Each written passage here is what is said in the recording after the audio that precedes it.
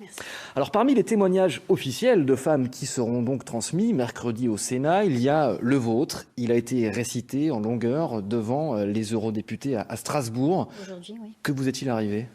Alors j'ai fait ma deuxième vaccination début août et 15 jours après, j'ai commencé à avoir des douleurs extrêmement douloureuses qu'on peut comparer à des douleurs d'accouchement sans péridurale et qui étaient non-stop, jour et nuit, et qui duraient pratiquement 3 semaines. J'avais à peine 6 jours de répit par mois sans ces douleurs.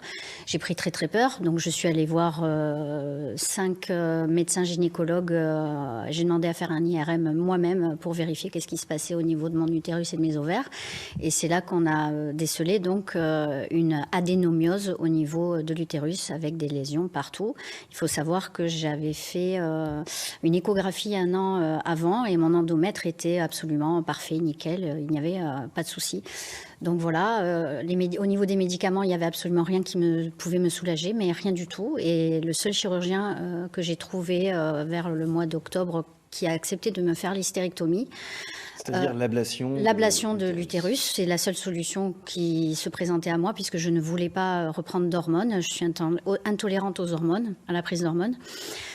Donc j'ai trouvé quelqu'un qui a accepté de m'opérer et à la suite de cette opération, j'ai retrouvé une vie normale puisqu'il faut savoir que je ne pouvais plus m'occuper de ma fille, je ne pouvais plus conduire, j'avais des arrêts de travail, je ne pouvais plus marcher, faire mes courses. Qu'est-ce qui vous permet de croire que c'est lié à la vaccination ? Le lien de cause à la rapidité, ça a été instantané. 2 semaines après, ces douleurs ont commencé et je voyais que tous mes cycles en suivant étaient de pire en pire.